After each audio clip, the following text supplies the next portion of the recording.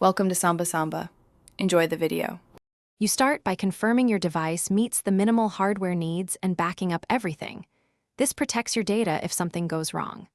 Once done, enable USB debugging and OEM unlock in developer options so the installer can access the bootloader. Next, download the Windows 10 ARM image, the UEFI installer for mobile, fastboot/ADB tools, and the correct drivers. Make sure files are on your PC and checksummed so the flashing step proceeds cleanly.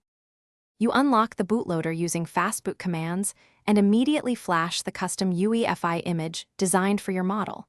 Do this from a stable USB connection.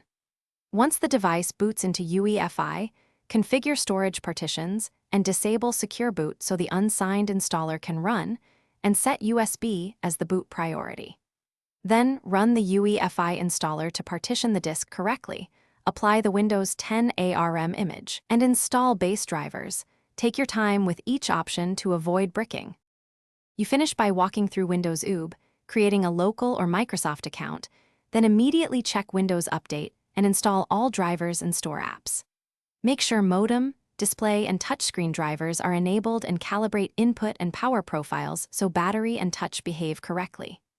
If the device fails to boot, loses mobile network, or has driver issues, reflash specific drivers from recovery or restore your backup image. That single troubleshooting step often returns the phone to a working state. Thanks for watching. Consider subscribing if we helped you.